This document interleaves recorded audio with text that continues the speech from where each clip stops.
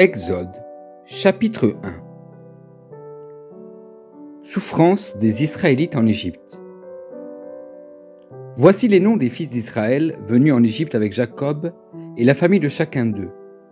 Ruben, Siméon, Lévi, Juda, Issachar, Zabulon, Benjamin, Dan, Nephtali, Gad et Aser. Les personnes issues de Jacob étaient au nombre de 70 en tout. Joseph était alors en Égypte.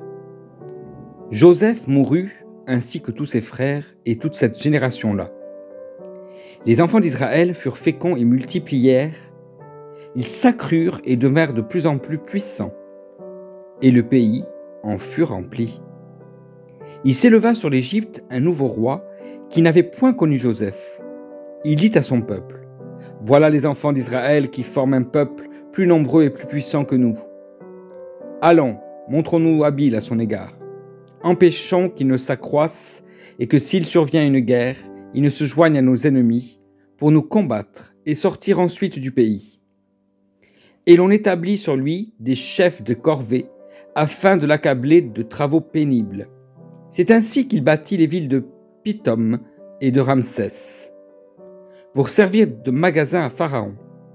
Mais plus on l'accablait, plus il multipliait et s'accroissait, et l'on prit en aversion les enfants d'Israël.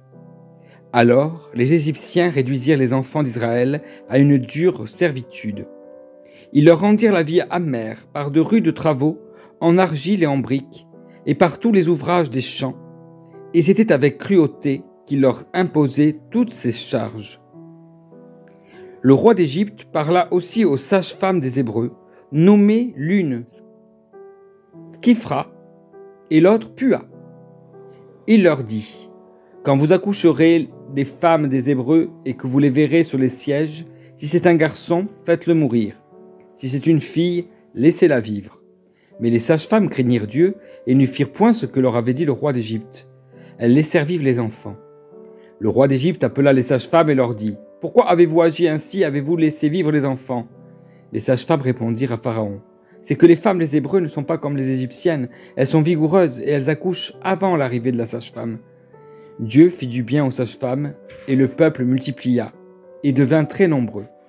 Parce que les sages-femmes avaient eu la crainte de Dieu, Dieu fit prospérer leur maison. Alors Pharaon donna cet ordre à tout son peuple : « Vous jetterez dans le fleuve tout garçon qui naîtra et vous laisserez vivre toutes les filles. » Amen.